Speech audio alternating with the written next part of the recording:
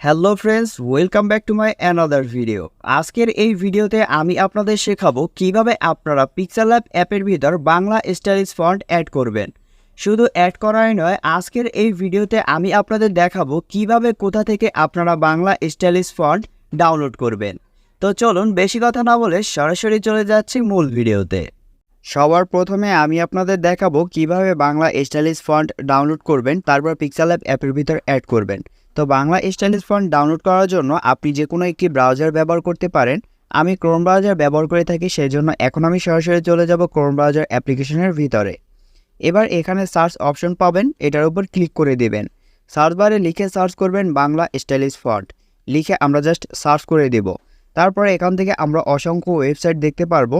এবার এই ওয়েবসাইটের ভিতর এখানেই আপনি লেখা পাবেন লিপিঘর ফ্রি বাংলা ফন্ট। এই ওয়েবসাইটের নিচে এখানে ফ্রি ফন্ট লেখা পাবেন, এটার উপর আপনি ক্লিক করে দেবেন।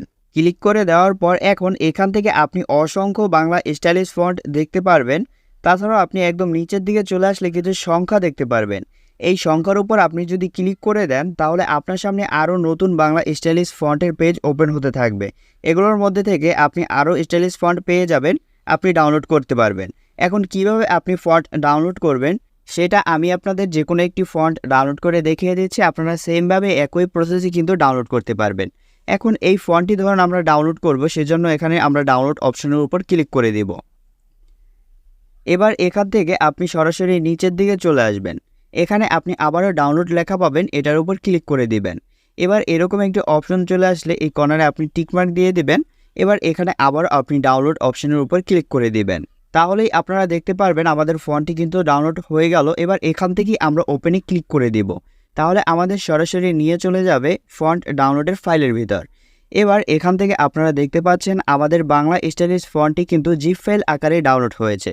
এখন অনেকেই তো বাংলা স্টাইলিশ ফন্ট ডাউনলোড করে থাকেন, সেক্ষেত্রে আপনারা পিক্সেলল্যাব অ্যাপের ভিতর যখন অ্যাড করতে যান তখন দেখেন আপনাদের বাংলা স্টাইলিশ ফন্টগুলো অ্যাড হয় না। আপনি সঠিকভাবেই কিন্তু অ্যাড করার ট্রাই করতেছেন, কিন্তু অ্যাড করতে পারতেছেন না।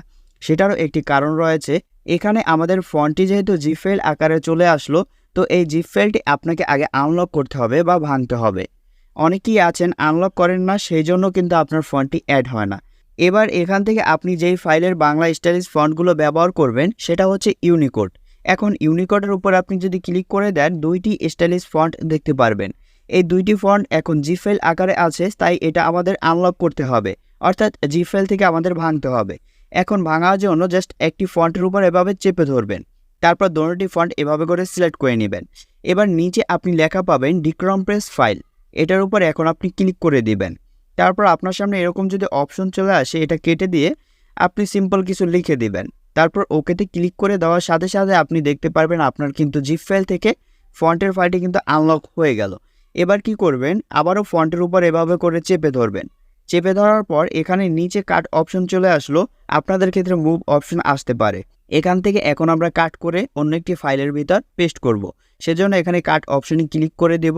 এখান থেকে আমরা জাস্ট একটু ব্যাক করব।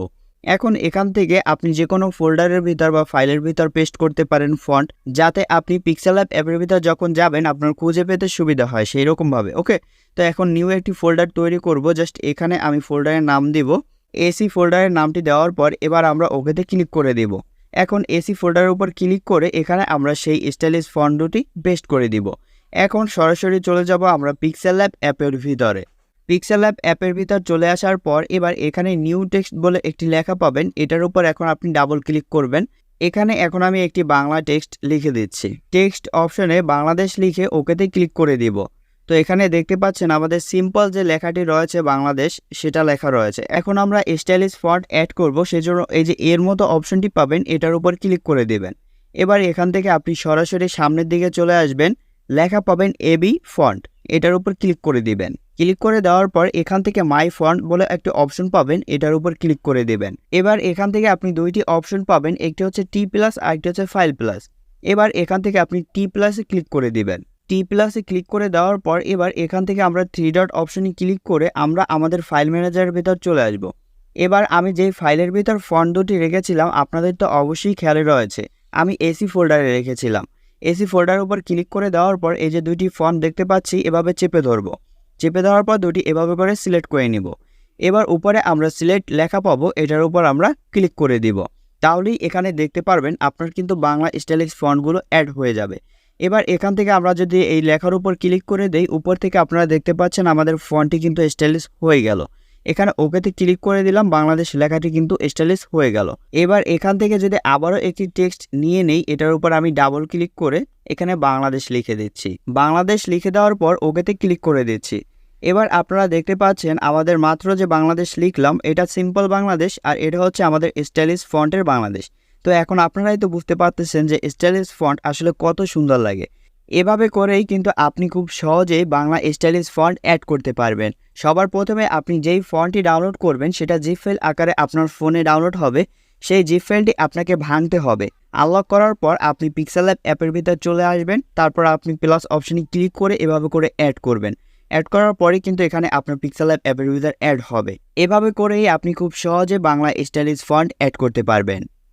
আজকের ভিডিওটি এই পর্যন্তই। দেখা হচ্ছে পরবর্তী কোনো নতুন ভিডিওতে। যদি ভিডিওটি ভালো লেগে থাকে তাহলে ভিডিওতে অবশ্যই একটি লাইক করে দিবেন।